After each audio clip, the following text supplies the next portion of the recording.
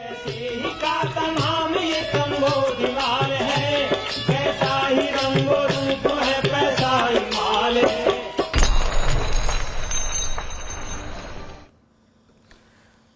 मैं हूं शुभम शंकरधर। आप देख रहे हैं मनी 9। स्वागत है आपका हमारे prime time show money central में। दिन की सबसे बड़ी, सबसे जरूरी खबरों के विश्लेषण के लिए मेरे साथ मनी 9 के एडिटर अंशुमान तिवारी जी जुड़ गए हैं। सर, बहुत स्वागत है आपका। अंशुमान जी से चर्चा शुरू करें उससे पहले आप देखिए ये ऑन द शो आज कौन सी खबरों को हमने शामिल किया है अपने शो में। डायरेक्ट टैक्स कोड से शुरुआत करेंगे आज की चर्चा की। फिर चर्चा में आया डायरेक्ट टैक्स कोड, लंबे समय से चर्चा में चल रहा है, आ क्यों नहीं पा रहा है, क्या बाधाएं हैं, इन पर आज चर्चा करेंगे। मॉनसून से पहले पानी का संकट, ऐसे संकेत मिल रहे हैं कि मॉनसून से पहले सूखे जैसे आसार बनेंगे। कौन से राज्यों में सबसे ज्यादा क्राइसिस है, इसको समझेंगे। आईटी सेक्टर में नौकरियों का अकाल, लगातार कंपनियों के तिमाही नतीजे आ रहे हैं, पता चल रहा है कि नौकरियों की क्या स्थिति है। आईटी सेक्टर में दरअसल नौकरियों के अकाल जैसी स्थिति है। क्या कुछ अपडेट है, यहाँ जानेंगे। हुंडई की शेयर बाजार में लिस्टिंग की तैयारी। जी हां, कार के साथ साथ अब आपको हुंडई का शेयर खरीदने का भी मौका मिलेगा। क्या तैयारियां हैं, इसको समझेंगे। फिर दिन की बड़ी खबरें। जंग से दुनिया भर में बाजारों में हड़कंप। दुनिया भर के बाजार, चाहे वो शेयर बाजार हो, कमोडिटी बाजार हो, एनर्जी मार्केट हो, दुनिया भर के बाजारों में ईरान और इजराइल युद्ध की वजह से हड़कंप मचा हुआ है। क्या दिशा मिल रही है, क्या दशा है बाजारों की, ये सब कुछ समझेंगे। और डेट मार्केट में विदेशी निवेशकों की बिकवाली। जी हां, शेयर बाजार में बिकवाली तो रोजाना की चर्चा है। लगातार बाजार में विदेशी संस्थागत निवेशक खरीदते हैं, बेचते हैं। लेकिन जब डेट मार्केट में, बॉन्ड मार्केट में विदेशी निवेशक बिकवाली करने लगे तो इसका मतलब क्या है, ये समझेंगे आज दिन की एक और बड़ी खबर में। देश के दो सबसे बड़े स्टॉक एक्सचेंज एनएससी और बीएसई ने निवेशकों को आगाह किया है कि वे उन डीप फेक वीडियो से सतर्क रहें जो उनके मैनेजिंग डायरेक्टरों के बनाए जा रहे हैं, जिनमें वो शेयरों की सलाह दे रहे हैं। दोनों ही एक्सचेंजों ने कहा है कि एक्सचेंज होने के नाते उनका कोई भी कर्मचारी किसी भी शेयर को खरीदने बेचने की सलाह नहीं दे सकता। सर, कैसे काम करते हैं या क्यों काम कर देते हैं ये deep fake video? Shubham, share बाजार में निवेश करने वाले लोग, खासतौर पर आमतौर पर वो लोग जो इंपल्सिव निवेश करते हैं, उनके लिए बेहद महत्वपूर्ण खबर है और बेहद ज़रूरी खबर है। शायद उनको ये पता भी नहीं होगा कि एक्सचेंज के रेगुलेटर्स के पदाधिकारी किसी भी तरह से शेयरों की सिफारिश नहीं कर सकते। लेकिन डीप फेक तकनीक से जो वीडियोज़ आ रहे हैं उसमें इन एक्सचेंजेस के पदाधिकारी भी शेयर खरीदने की सलाह देते दिख रहे हैं, जो कि संभव ही नहीं है। क्योंकि शेयर बाजार में पिछले 2-3 साल में, 4 साल में तमाम इस तरीके की घटनाएं हुई जिसमें टेलीग्राम चैनल्स पर, इंस्टाग्राम पर आपको गलत सूचनाएं दी गई, लोगों ने नुकसान उठाया है। इसलिए बेहद सतर्क रहने की ज़रूरत है। किसी इंस्टाग्राम वीडियो पर, किसी यूट्यूब वीडियो पर भरोसा करके शेयरों की खरीद न करें। और अब ये सबसे खतरनाक और ज़रूरी और चुनौतीपूर्ण परिस्थिति बन रही है, जहां आर्टिफिशियल इंटेलिजेंस का सहारा लेकर उन लोगों के वीडियो बनाए जा रहे हैं जो ऐसा कभी कर ही नहीं सकते। और अधिकांश निवेशकों को ये पता भी नहीं होगा कि कल इस तरीके के रेगुलेटर्स के वीडियो आकर उन्हें शेयर खरीदने की सलाह देंगे। तो हमारी सलाह ये है कि वीडियोस पर इंस्टाग्राम पर, टेलीग्राम चैनल्स पर आने वाली सिफारिशों पर शेयरों की खरीद बिल्कुल ना करें। केंद्र की मौजूदा भाजपा सरकार अगर फिर से सत्ता में आती है तो डायरेक्ट टैक्स कोड को लागू करने की दिशा में कदम उठा सकती है। वित्त मंत्रालय इसको लेकर चर्चा पहले से चल रही है। डायरेक्ट टैक्स कोड को लागू करने के पीछे मकसद वही कि टैक्स कानूनों को सरल बनाया जाए और कलेक्शन की प्रक्रिया को ग्लोबल स्टैंडर्ड के हिसाब से लागू किया जाए। सर, चर्चा लंबे समय से है, बट ये बदलाव आ क्यों नहीं पाते हैं? शुभम, भारत में बहुत सारे लोग भूल भी गए होंगे कि 2009 में सरकार ने एक नया इनकम टैक्स बिल पेश किया था संसद में। आपको शायद जानकर आश्चर्य होगा कि पिछले 20 साल से भारत में इनकम टैक्स कानून को बदलने की कोशिशें चल रही हैं। यूपीए सरकार के दौर में और यूपीए सरकार के दौर से पहले के दौर में भी कई कमेटियां बनी, अलग अलग कमेटियां बनी, जिन्होंने भारत के इनकम टैक्स एक्ट को पूरी तरह बदलने का, नए सिरे से प्रावधान लाने की बात कही। उसकी ज़रूरत ये थी कि इनकम टैक्स एक्ट काफ़ी पुराना है, उसके बाद लोगों के खपत के, खर्च के तरीके बदले हैं, इनकम के तौर तरीके बदले और भारत के इनकम टैक्स एक्ट को बदलने की ज़रूरत महसूस की जा रही थी।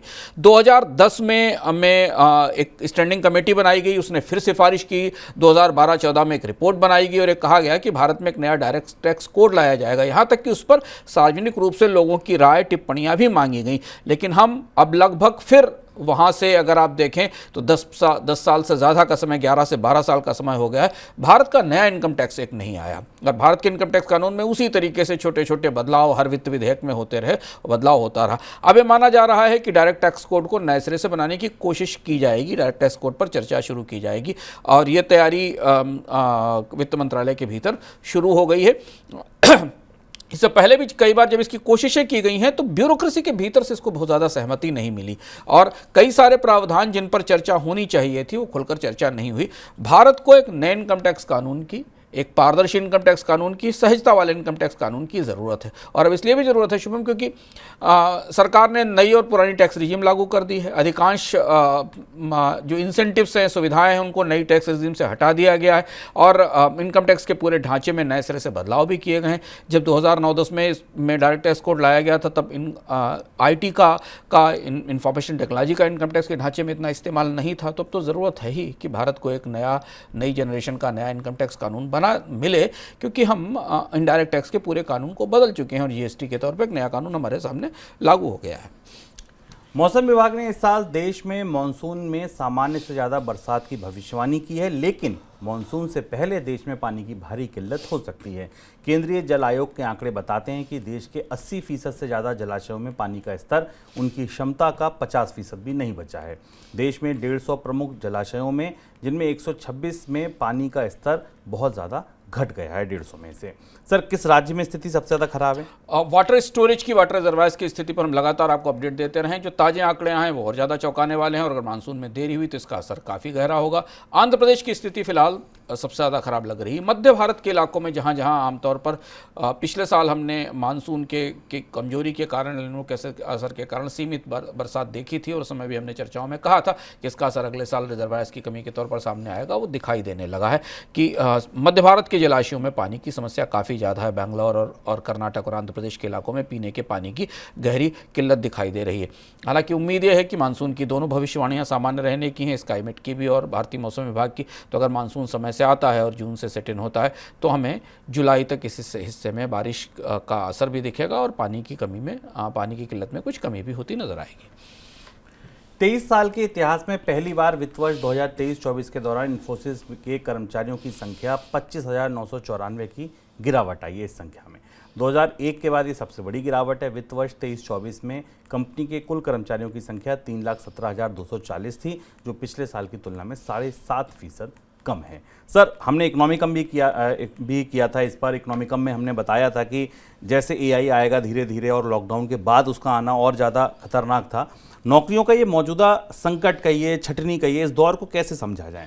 ये आज के लिहाज से और भारत के रोजगार प्रदर्शन के लिहाज से खासी चिंताजनक खबर है। और जैसा हमने पिछले साल आपको ये बताया था, विस्तार से बताया था कि अगले 1 साल के भीतर दुनिया के IT उद्योग में छटनी की और नौकरियों की संख्या में तेज कमी आएगी। इसलिए आपके लिए जानना जरूरी है, क्योंकि आपके आसपास, आपके परिवार में जो लोग भी कंप्यूटर की या उच्च शिक्षा में जा रहे हैं, उन्हें भारत के IT उद्योग के भीतर चल क्या रहा है इसके बारे में गहराई से जानकारी होनी चाहिए। अब इस पैटर्न को आप समझिए। पहली छटनी हुई स्टार्टअप्स में, जो कि बिल्कुल फ्रंट पर खड़े थे, घाटे में थे, जिनको इन्वेस्टर्स फाइनेंस कर रहे थे और जो तमाम तरीके की सेवाएं दे रहे थे। उस छटनी का पिछला पूरा दौर 2023 उन्हीं के नाम रहा और वो खबरें अभी तक आ रही हैं, कई जगह छटनी जारी है। तब तक ये माना जा रहा था कि जो IT सेक्टर की पुरानी कंपनियां हैं, जो सॉफ्टवेयर डेवलप करती हैं, जो सर्विसेज प्रोवाइड करती हैं, इन कंपनियों पर सीमित संख्या में असर होगा। पर इन्फोसिस की ये खबर बेहद चौंकाने वाली। इन्फोसिस के इतिहास में पहली बार इन्फोसिस में हेडकाउंट घटा है। इन्फोसिस ने नौकरियां कम की हैं और इसके साथ अगर आप TCS की संख्या भी जोड़ लें तो भारत की दोनों बड़ी कंपनियां, जहां सबसे ज़्यादा रोजगार निकलते थे, जो भारत में नए रोजगारों की फ्लैग बेरर मानी जाती थी, वहाँ छटनी हो रही है। और इससे ये दिख रहा है कि दुनिया के IT बाजार में, दुनिया के सूचना तकनीक बाजार में कितना बड़ा शिफ्ट आने वाला है। और इस शिफ्ट का असर हमें कई सारे अन्य उद्योगों पर और कई सारे अन्य कामकाज पर भी दिखाई देगा। अभी हमें और भी कंपनियों के आंकड़े मिलने की संभावना है IT सेक्टर से, और जब इन्फोसिस TCS की स्थिति है तो बाकी कंपनियों में भी इसी तरह से कर्मचारियों की संख्या में कमी होने का खतरा लग रहा है। स्विट्जरलैंड की NGO पब्लिक में आई तरफ से नेस्ले को लेकर आई रिपोर्ट में जो दावा किया गया है, उस दावे पर भारतीय फूड रेगुलेटर FSSAI ने नेस्ले की भारतीय इकाई से सफाई मांगी है। पब्लिक में आई अपनी रिपोर्ट में कहा गया है अपनी रिपोर्ट में कहा है कि भारत में नेस्ले के बेबी फूड प्रोडक्ट सेरेलैक में मानकों से ज़्यादा चीनी है। सर, ये मामला इतना गंभीर नज़र क्यों आ रहा है? भारत के बेबी फूड बाजार के में एक अनोखी परिस्थिति है। नेस्ले इस बाजार की आमतौर पर मोनोपोली कंपनी है और पिछले कई दशकों से नेस्ले इस बाजार में सबसे ज़्यादा उत्पाद बेचती है। पहली बार ऐसा मामला निकल कर आया है जिसमें स्विट्जरलैंड की संस्था ने, यूरोप की ही संस्था ने ये पाया है कि बेबी फूड प्रोडक्ट में शुगर मिलाई गई, जो आमतौर पर बेबी फूड प्रोडक्ट्स के हिसाब से अनुमन्य नहीं है, इसकी अनुमति नहीं है। इतने पुराने ब्रांड की क्वालिटी को लेकर और इसकी शुद्धता को लेकर और बच्चों के लिए इसकी उपयोगिता को लेकर पहली बार किसी यूरोपीय एजेंसी ने प्रश्न उठाए हैं और भारतीय बाजार में इस पे को लेकर खासी खलबली है। स्टॉक मार्केट में भी हमने नेस्ले के ऊपर इस खबर का असर देखा और पिछले 2-3 महीने के दौरान भारत में फूड प्रोडक्ट्स की क्वालिटी को लेकर अलग अलग जगहों से तमाम सवाल उठे हैं, चाहे वो बेबी फूड्स हो या वो प्रोटीन के ड्रिंक्स हो या हेल्थ ड्रिंक्स हो, तथा कथित हेल्थ ड्रिंक्स हो, उनके ऊपर। उस बीच में नेस्ले पर यह सवाल उठना काफ़ी खासा गंभीर है क्योंकि भारतीय बाजार में इसके अलावा और कोई बड़ी कंपनी नहीं है जो बच्चों के लिए इस तरीके के फूड बनाती हो। Online food delivery app Swiggy ने अपने ग्रोसरी कारोबार इंस्टामार्ट और नॉन ग्रोसरी कारोबार स्विगी मॉल को आपस में जोड़ने की घोषणा की है। इसके जरिए स्विगी इंस्टामार्ट पर ग्रोसरी के साथ साथ अब नए आइटम्स भी बिकने शुरू हो जाएंगे। सर, ये कितना नया प्रयोग है स्विगी के लिहाज से? क्विक कॉमर्स भारत में आमतौर पर रेस्टोरेंट ऐप से ज़्यादा तेज़ी से बढ़ रहा है। हाल फिलहाल में जोमेटो ने भी कहा था कि ब्लिंकिट और इंस्टामार्ट जैसे जो प्लेटफॉर्म्स हैं जहां से लोग ग्रॉसरी और बाकी सामान मंगा रहे हैं, इनकी ग्रोथ सबसे ज़्यादा तेज है। और उसी दिशा में स्विगी ने थोड़ा आगे बढ़ते हुए अपने 2 अलग अलग वर्टिकल्स को एक साथ लाने की कोशिश की। इंस्टामार्ट ब्लिंकिट का प्रतिस्पर्धी है। इंस्टामार्ट से आप ग्रॉसरी, खान और बाकी सामान मंगवाते हैं। स्विगी मॉल पर आमतौर पर कपड़े, जूते, इलेक्ट्रॉनिक्स जैसे सामान मिलते हैं और अब इन दोनों को मर्ज करके एक ही जगह से इंस्टामार्ट से आप सिर्फ सब्जी, दाल, चावल, दूध, अंडा, ब्रेड ही नहीं बल्कि इलेक्ट्रॉनिक्स के बाकी सामान भी मंगवा सकेंगे। स्विगी अपने आईपीओ की तैयारी में भी लगा हुआ है और इस दिशा में इंस्टामार्ट को थोड़ा और ज़्यादा ताकत देने की कोशिश दिखाई देती है। कोरियाई ऑटो कंपनी हुंडई ने भारतीय इकाई को भारतीय शेयर बाजार में लिस्ट कराने की तैयारी शुरू कर दी है। हुंडई इंडिया करीब 3 से $3.5 अरब का आईपीओ ला सकती है। ऐसा हुआ तो ये देश का सबसे बड़ा आईपीओ होगा। हुंडई की तरफ से जल्द ही एनालिस्ट की एक टीम चेन्नई स्थित मैन्युफैक्चरिंग प्लांट का दौरा भी करेगी। एनालिस्ट की टीम जाएगी और कंपनी अपने प्लांट का दौरा कराएगी। सर, क्या तैयारी है? कब तक ये लिस्टिंग हो सकती है? हुंडई को भारत के बाजार में सक्रिय हुए करीब 2 दशक के आसपास का समय बीत गया और अब जाकर हुंडई के आईपीओ की तैयारी शुरू हो रही है। जो कार्यक्रम पता चल रहा है उससे अब से जून में कंपनी अपना DHRP जो रेड हेरिंग प्रॉस्पेक्टस है वो फाइल करेगी और शायद इस साल के अंत तक अक्टूबर-नवंबर तक अगर सब कुछ सही रहा तो हुंडई का आईपीओ भारत में आएगा। भारत के लोगों को हुंडई की कार खरीदने का मौका काफ़ी समय पहले मिल गया था। भारतीय बाजार की टॉप 3 कंपनियों में थी, कुछ समय तक भारतीय बाजार की लीडरशिप कंपनी रही, पर स्टॉक्स खरीदने का मौका मिलते मिलते इतना समय लग गया। हुंडई के बाजार में, हुंडई के बारे में हम सब जानते हैं, भारतीय बाजार की में छोटी और मझोली कारों की बड़ी कंपनी है। फिलहाल क्रेटा, एवेन्यू और एक्स्ट्रा जैसे ब्रांड हैं जो ब्रांड्स बाजार में लीड कर रहे हैं और अगर भारत की ये ऑटो मेकर शेयर बाजार में सूचीबद्ध होती है तो हम उम्मीद कर सकते हैं कि और भी ऑटो कंपनियों की लिस्टिंग के रास्ते इससे खुलेंगे। आमतौर पर शेयर बाजार की या बाजार की स्वस्थ परिस्थिति ये होती है कि लोगों को उन कंपनियों के शेयर खरीदने का भी मौका मिले जिनके उत्पादों का वो इस्तेमाल कर रहे हैं। आगे बढ़ते हैं दिन की सबसे बड़ी खबर की तरफ।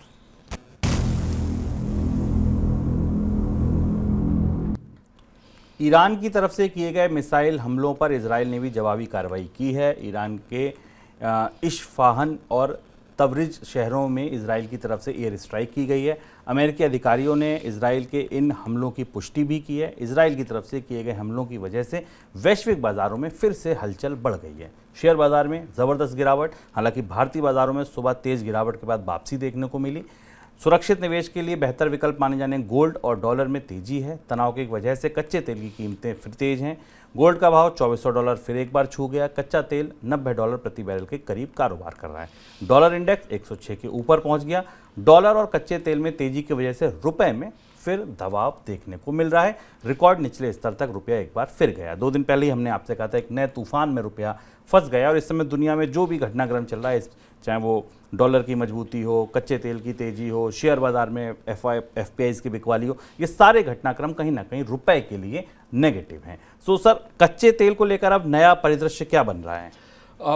जिस इजराइल की तरफ से जो काउंटर स्ट्राइक है, जो अटैक हुआ इस्फहान और ईरान की जो पश्चिमी ईरान के हिस्सों के ऊपर, उसके बाद जिस बात की संभावना थी वैसा ही हुआ। हमने आपसे कल भी कहा था कि इजराइल की तरफ से स्ट्राइक होने के आसार हैं। उसके बाद कच्चे तेल के बाजार में फिर तेजी भड़केगी।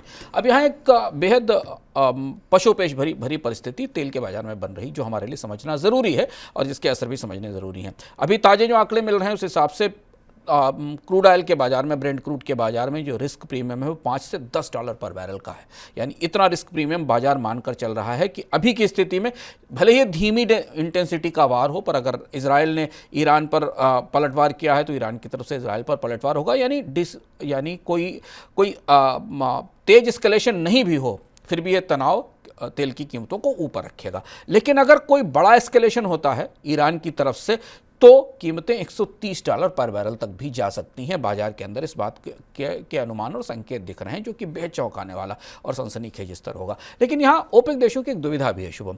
ओपेक देशों को पता है कि कच्चे तेल की कीमत $100 से ऊपर जाने के बाद मांग की स्थिति और ज़्यादा विकट हो जाएगी। तो जो संकेत मिल रहे हैं कि कच्चे तेल की कीमतें अगर $100 से ऊपर निकलने की कोशिश करती हैं तो ओपेक देश उत्पादन में कटौती की प्रक्रिया रोक सकते हैं और करीब ये माना जा रहा है कि करीब 21 मिलियन बैरल पर डे के आसपास का ऑयल वापस पास ऑन किया जा सकता है बाजार में, जिससे कि कीमतों को इस सीमा तक न बढ़ने दिया जाए कि पूरी दुनिया में मंदी आ जाए और मांग में जबरदस्त कमी दिखाई दे। तो तेल बाजार इस एज पर खड़ा हुआ है जहां कीमतें $100 के आसपास कभी भी पहुंच सकती हैं और अब तनाव अपने चरम पर है। मध्य पूर्व में यह परिस्थिति कच्चे तेल बाजार की है, जिसका असर हमने पूरी दुनिया के बाजारों पर देखा है। सर, बाजारों के लिहाज से अगर देखें, अब आगे युद्ध आप किस तरफ आगे बढ़ता देख रहे हैं और बाजारों के लिए परिस्थिति कैसी बनेगी? बाजार कई तरीके से समझने की कोशिश कर रहे हैं इस घटनाक्रम को। दुनिया की बड़ी ताकतों का रुख क्या होगा? अमेरिका ने फिलहाल इस मामले में सीधे दखल देने से मना कर दिया है, लेकिन अमेरिका की तरफ से आने वाले बयानों का असर बाजार पर होगा। अमेरिका की सबसे बड़ी चिंता यह है कि कच्चे तेल की कीमतें अगर लगातार ऊपर होंगी तो अमेरिका में महंगाई वापसी कर रही है। अमेरिका में चुनाव होने वाले हैं, WTI की कीमतों में भी उस हिसाब से बढ़ोतरी होगी जो अमेरिका का क्रूड है। तो इसलिए अमेरिका ये चाहता है कि ये या तो डिस्कलेशन हो, ये लो इंटेंसिटी की मुठभेड़ें बनी रहें, ये वार एस्केलेट होकर बड़ा ना हो जाए और फुल स्केल वार में बदल जाए। पर यह भी माना जा रहा है कि इससे पहले तक का युद्ध इजराइल और नॉन स्टेट एक्टर्स हमास या हूती के बीच में था। अब दो देश एक दूसरे के सामने और दोनों परमाणु ताकतें हैं, तो दोनों किस सीमा तक जाएंगी इन्हें रोकना मुश्किल होगा। बाकी ताकतें रूस या चीन बाजार कैसे दखल करती हैं इस पर निगाह होगी। दूसरी महत्वपूर्ण बात है कि सबसे ज़्यादा उलझन में फंसे हैं बाकी अरब देश, क्योंकि अरब देशों ने अभी तक इजराइल और हमास के युद्ध से अपने आप को दूर रखा था। लेकिन अब ईरान के इस मामले में आगे बढ़त लेने के बाद अरब देशों के लिए भी ये मुश्किल हो जाएगा कि वो इस पूरे घटनाक्रम से अपने आप की दूरी बनाकर रखें। और इस बात की कोशिशें भी चल रही हैं कि अरब देश इस पूरे तनाव को कम करने के लिए कहीं ना कहीं कोई कोशिश करेंगे। हालांकि उन्हें अभी प्रत्यक्ष रूप से कुछ करते हुए देखा नहीं जा रहा है। विदेशी संस्थागत निवेशक भारतीय बाजार में नेट बिकवाल बन गए हैं। शेयर और डेट मार्केट में उनकी बिकवाली अचानक बढ़ने लगी। अप्रैल की शुरुआत में विदेशी निवेशक खरीदार थे, लेकिन बाद में उन्होंने बिकवाली बढ़ाई है। अब नेट बिकवाल हो गए। 18 अप्रैल तक डेट मार्केट में उन्होंने नेट 3,592 करोड़ रुपए की बिकवाली की है और शेयर बाजार में नेट 1,091 करोड़ की बिकवाली कर चुके हैं। सर, डेट मार्केट में बिकवाली की क्या वजह है? भारतीय अर्थव्यवस्था को लेकर विदेशी निवेशकों के नजरिए में अचानक एक बड़ा बदलाव आ रहा है। हम आपको लगातार इसकी तरफ आगाह भी करते रहे। इससे पहले भी हमने मनी सेंट्रल में बताया था जब विदेशी निवेशकों ने बिकवाली की थी। शेयर बाजार अपनी गति से चल रहा है, जो डोमेस्टिक इन्वेस्टर्स पैसा डाल रहे हैं, SIP का पैसा आ रहा है, लेकिन विदेशी निवेशकों को भारतीय बाजार के अंदर कई महत्वपूर्ण चुनौतियां बनती दिखाई दे रही हैं अर्थव्यवस्था में। और इसमें सबसे ज्यादा चौंकाने वाली बिकवाली है डेट बाजार से या सरकार के बॉन्ड मार्केट से। इसलिए चौंकाने वाली बिकवाली है क्योंकि सरकार तो ये चाह रही थी कि विदेशी निवेशक और ज्यादा निवेश करना शुरू करें, हम आपको बता चुके हैं कि भारत सरकार के बॉन्ड्स जेपी मॉर्गन के ग्लोबल बॉन्ड इंडेक्स में लिस्ट होने वाले हैं और सरकार अपने कर्ज कार्यक्रम का एक हिस्सा अब इन बॉन्ड्स के जरिए उगाएगी, जिसमें कि विदेशी निवेशकों का निवेश कराया जाएगा। 2016 के बाद से भारत में विदेशी निवेशकों को सरकार गवर्नमेंट के बॉन्ड्स में निवेश करने का मौका दिया गया था। पर यह खबर आज खासी चौंकाने वाली थी और सनसनीखेज थी कि सरकार के बॉन्ड से विदेशी निवेशकों ने तेज बिकवाली की है। इसका असर भविष्य में जो लिस्टिंग होने वाली है भारत सरकार के बॉन्ड्स की ग्लोबल बॉन्ड इंडेक्स में उस पर भी दिखाई देगा, उस पर भी दिखाई देगा। लेकिन वजह क्या है? दो बड़ी वजह है। एक तो कच्चे तेल की तेजी और रुपए की गिरावट के कारण भारतीय विदेशी मुद्रा के मोर्चे पर विदेशी निवेशकों को भरोसा बनता नहीं दिख रहा है और चीजें वहां डगमगा रही हैं। दूसरी चीज, ये दोनों ही परिस्थितियां अंतर्राष्ट्रीय स्तर पर ब्याज दरों में बढ़ोतरी के कारण भारतीय बाजार में ब्याज दरें लंबे समय तक ऊंचे रहने की संभावना है और उसका असर केंद्र सरकार के वित्तीय खजाने पर और वित्तीय हाल पर काफ़ी नकारात्मक हो सकता है, क्योंकि ब्याज दरें ऊंची होंगी, सरकार को ज़्यादा महंगा कर्ज लेना होगा और पुराने कर्ज के भुगतान पर भी ज़्यादा पैसा खर्च करना होगा। अभी की परिस्थिति में जब नई सरकार आएगी तो उसे नए खर्च करने पड़ेंगे, नई व्यवस्थाएं करनी पड़ेंगी। सरकार के कर्ज की स्थिति में कोई नियंत्रण होता नहीं दिखाई दे रहा है और ये वो सेंटीमेंट है जिस सेंटीमेंट के कारण भारतीय सरकार के बॉन्ड से विदेशी निवेशकों की बिकवाली आई है। शेयर बाजारों से तो बिकवाली हमें दिखाई दे रही है। सर, शेयर बाजार की अगर बात करें तो यहाँ फिर बैलेंस कैसे बनेगा? एफआईज लगातार बिकवाली कर रहे हैं। शेयर बाजार में फिलहाल अभी हम दो तरीके की परिस्थिति देखें। जैसे आज बाजार को देखिए, आज बाजार सुबह ठीक ठाक खुला और तेजी से गिरा, फिर उसके बाद शाम तक बाजार में बंद होने तक रिकवरी आती दिखाई दी। भारतीय शेयर बाजार को घरेलू निवेशकों का निवेश संभाल रहा है और बाजार में चूंकि हर महीने 17 से 20 हज़ार करोड़ रुपए SIP का लमसम का पैसा आ रहा है म्यूचुअल फंड से, तो वो बाजार में हाई वैल्यूएशन पर भी खरीद बनाए हुए। पर अगर फंडामेंटल्स को देखें, हमने विस्तार से चर्चा की थी, विदेशी निवेशकों के लिहाज से, घरेलू निवेशकों के लिहाज से भारतीय बाजार में कंपनियों की अर्निंग पर शेयर और उनके वैल्यूएशन में काफ़ी बड़ा क्रिटिकल गैप है, यानी कंपनियां जितना कमा रही हैं शेयरों के भाव उससे बहुत ज़्यादा ऊंचे हैं, सही कीमत रिफ्लेक्ट नहीं कर रहे। तो इसलिए विदेशी निवेशक इस परिस्थिति में बाजार की तेजी में मुनाफा वसूली करके निकलने की कोशिश कर रहे हैं। पर म्यूचुअल फंड्स के पास तो ऐसा विकल्प है नहीं, क्योंकि उनके पास तो पैसा आ रहा है और उन्हें बाजार में उसे निवेश करना ही है। एक सीमा से अधिक तक वो कैश नहीं रख सकते हैं। तो इसलिए भारतीय बाजार में तेजी या मोमेंटम इन परिस्थितियों में भी बना रहेगा, लेकिन खतरा यह है कि वॉलेटिलिटी बहुत ज़्यादा रहेगी, उतार चढ़ाव बहुत तेज रहेगा। जैसे आज का ही दिन था, आज का दिन इतने अभूतपूर्व उतार चढ़ाव वाला था कि 600 पॉइंट का इंडेक्स गिरना, सेंसेक्स गिरना और उसके बाद लगभग 400, 450, 500 पॉइंट की रिकवरी दिखाई देना। तो ये बाजार इस तरह से उठापटक के बीच फंसा रहेगा। अगर इजराइल और ईरान के बीच युद्ध और ज़्यादा गहराया और बढ़ा जिसकी संभावना है, तो फिर बाजार में थोड़ा समय के लिए पैनिक सेट इन हो सकता है। और एक और महत्वपूर्ण बात है, पूरी दुनिया मान रही है कि ब्याज दरों में कमी की संभावनाएं लंबे समय के लिए टल गई हैं और जीरो इंटरेस्ट रेट का दौर तो कभी लौटने वाला नहीं है। तो जो सस्ती पूंजी के आधार पर भारतीय पूरे इमर्जिंग मार्केट्स में जो मोमेंटम बना था, जो तेजी बनी थी, उसे अब धीमे धीमे फिजल आउट होना ही होगा, ऐसे आसार लग रहे हैं। 200 से ज़्यादा कंपनियों के प्रमोटर्स ने अपनी हिस्सेदारी कंपनी में बढ़ाई। अत्यधिक मूल्यांकन को लेकर चिंता कम होने के बीच लंबी अवधि में अच्छे कारोबार की उम्मीद में प्रमोटर शेयर होल्डिंग बढ़ा रहे हैं। कई प्रमोटर्स ने राइट इशू या वारंट को शेयर में बदलने के जरिए अपनी हिस्सेदारी बढ़ाई है। वहीं कई ने ओपन मार्केट में शेयर खरीदकर शेयर होल्डिंग में इजाफा किया है। सर, कौन सी कंपनियां हैं जिनमें ये स्टेक बढ़ाए गए हैं? ये भी बड़ा दिलचस्प खबर है। हम आपको बता चुके हैं कि छोटी कंपनियों में प्रमोटर्स अपने हिस्से की बिकवाली कर रहे हैं। जब हाल में स्मॉल कैप और मिड कैप स्टॉक्स में रैली देखी थी हमने पिछले साल, तो प्रमोटर्स ने मुनाफा वसूली की थी। पर बड़ी कंपनियों के प्रमोटर्स अपने यहाँ अपनी हिस्सेदारी बढ़ाकर अपने कारोबार को संगठित और सुगठित करने की कोशिश कर रहे हैं। लंबी परिस्थिति में जिन कंपनियों की आप लिस्ट देखें तो आपको उसमें वो कंपनियां दिखाई देंगी जिनका बाजार में बड़ा हिस्सा है या बाजार की वो सबसे बड़ी 1-2 कंपनियों में शामिल हैं। ग्रासिम, अंबुजा, रैमको, हिमाद्री, जायडस और कावेरी सीड्स, सांघी इंडस्ट्रीज, ऐसी कई कंपनियां हैं जिनमें प्रमोटर्स ने अपनी स्टेक्स में बढ़ोतरी की है, प्रत्यक्ष परोक्ष रूप से। और इनमें अधिकांश कंपनियां शुभम ऐसी हैं जिनमें प्रमोटर्स के स्टेक्स ऑलमोस्ट 40% से ऊपर हैं, 60%, 66%, 70% इसमें वो कंपनियां हैं जिनमें प्रमोटर्स की हिस्सेदारी पहले से ही काफ़ी ऊंची बनी हुई है। आगे बढ़ते हैं झटपट खबरों की तरफ।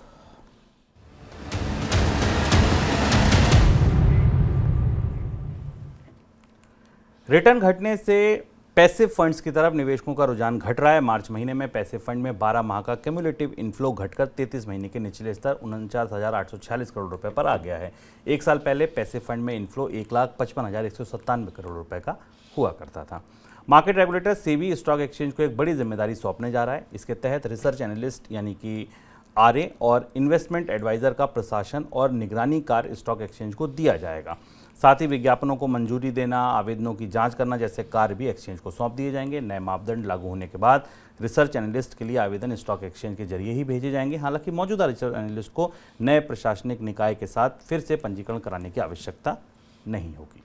टेस्ला के प्रमुख एलन मस्क की भारत यात्रा को लेकर सरकार उत्साहित है। मस्क अगले सप्ताह अपनी इस यात्रा के दौरान प्रधानमंत्री से मुलाकात करेंगे। इस अवसर पर टेस्ला के भारत में एंट्री करने की अपनी योजना पेश करने की उम्मीद है। इस बैठक से पहले सरकार ने गुरुवार को ईवी पॉलिसी इंपोर्ट पॉलिसी पर टेस्ला के प्रतिनिधियों और ऑटो उद्योग के साथ बैठक की है। सरकार ने पिछले महीने अपनी ईवी पॉलिसी जारी की है। इस पॉलिसी को कैसे लागू किया जाएगा, बैठक में इस मुद्दे पर मंथन किया गया। 100 साल से अधिक पुराने गोदरेज समूह को 2 हिस्से में बांटा जा रहा है। फैमिली अरेंजमेंट के तहत बंटवारे की प्रक्रिया शुरू हो गई। बंटवारे में एक तरफ हैं आदि गोदरेज और उनके भाई नादिर गोदरेज, दूसरी तरफ उनके चचेरे भाई जमशेद गोदरेज और बहन स्मिता गोदरेज कृष्णा हैं। दोनों पक्ष एक दूसरे की कंपनियों के बोर्ड से इस्तीफा दे देंगे और उनमें अपनी हिस्सेदारी को बेचेंगे। इस साल की शुरुआत में आदि गोदरेज और नादिर गोदरेज ने गोदरेज एंड वॉइस जो कंपनी है उसके बोर्ड से इस्तीफा दे दिया है। वहीं जमशेद गोदरेज ने GCPL और गोदरेज प्रॉपर्टी से अपनी सीट खाली कर दी है। फिलहाल गोदरेज परिवार में 2 ग्रुप हैं। गोदरेज इंडस्ट्री एंड एसोसिएट, जिसका नेतृत्व आदि गोदरेज और उनके भाई नादिर गोदरेज करते हैं, और दूसरा ग्रुप है गोदरेज एंड वॉइस, जिसका नेतृत्व जमशेद गोदरेज और उनकी बहन करती हैं। दोनों एक दूसरे की कंपनी से बाहर होंगे। सर, कोई टिप्पणी आपकी? अगर आप पैसिव फंड्स में निवेश कर रहे हैं, इंडेक्स फंड में, ETF में, तो आपके लिए अपने फंड्स के रिकॉर्ड को या अपने फंड की परफॉर्मेंस को करीब से देखने की ज़रूरत है। इसका मौका आ गया है। अगर आपके पास आपका कैश स्टेटमेंट आता हो तो उसे समझें, और नहीं तो अपने किसी प्लेटफॉर्म पर जाकर इसे चेक करने की कोशिश करें। हम मनी 9 पर विस्तार से इसमें वीडियो भी आपको बनाकर बताएंगे कि पैसिव फंड्स के भीतर क्या चल रहा है। पैसिव फंड से अब निवेश घटना शुरू हो गया है। पैसिव फंड की कैटेगरी में इंडेक्स फंड्स और ETFs आते हैं। हाल फिलहाल के महीनों में, पिछले 1-2 साल के दौरान सेंसेक्स में लगातार तेजी को देखते हुए, निफ्टी में तेजी को देखते हुए पैसिव फंड्स में निवेश बढ़ा था। पैसिव फंड्स को माना जाता है कि वो बाजार के रुख के हिसाब से ऊपर बढ़ते हैं। लेकिन अब ये दिख रहा है कि जो लार्ज कैप फंड्स हैं, जो एक्टिव लार्ज कैप फंड्स हैं, उनका रिटर्न पैसिव फंड से ज़्यादा बेहतर है। यानी फंड मैनेजर्स जहां फंड को मैनेज कर रहे हैं और लार्ज कैप्स में पैसा लगा रहे हैं, वहां निवेशकों को बेहतर पैसा मिल रहा है। और ऐसी परिस्थिति में अगर आप म्यूचुअल फंड के निवेशक हैं तो आपको अपने पैसिव फंड निवेश को नए सिरे से सोचने की ज़रूरत है। उसे ध्यान से देखें। अगर आपको लगता है कि उसके अच्छे रिटर्न्स मिल रहे हैं, उनके पोर्टफोलियो में कौन से स्टॉक्स हैं, इसे समझने की कोशिश करें और चाहें तो इस मौके पर, साल की शुरुआत है, अपने निवेश के फैसले में बदलाव या तब्दीली भी कर सकते हैं। तो ये था हमारा आज का मनी सेंट्रल। फिर आपसे मुलाकात होगी सोमवार को नए संस्करण के साथ, लेकिन उससे पहले रविवार को आएंगे इकोनॉमिकम लेके। सर, वहाँ इस बार क्या खास होगा? इकोनॉमिकम में हम आपको ले चलेंगे सोने में अभी तक की सबसे बड़ी तेजी, इतिहास की सबसे बड़ी तेजी, सोने में की जब से ट्रेडिंग शुरू हुई उसके इतिहास की सबसे बड़ी तेजी के रहस्य के भीतर दरअसल हो क्या रहा है पूरी दुनिया में। और सोने की ये तेजी अपनी तेजी के पिछले दौर से, सोने में पिछले भी बुल रन आए, उनकी तुलना में कितनी फर्क है, और अब यहाँ से आगे की दिशा क्या है, सोना क्यों खरीदा जा रहा है, कौन खरीद रहा है, और वो खरीद कर दरअसल किस दिशा में की तरफ इशारा कर रहे हैं। विस्तार से समझिएगा सोने में तेजी का हर रहस्य जो शायद अभी तक आपको पता नहीं होगा। तो इस बार इकोनॉमिकम देखना मत भूलिएगा, क्योंकि गोल्ड में मुझे लगता है हमारे सारे ही दर्शकों का किसी ना किसी तरीके से रुझान होगा। सोने की दुनिया समझेंगे नए सिरे से। फिलहाल दीजिए इजाजत, नमस्कार।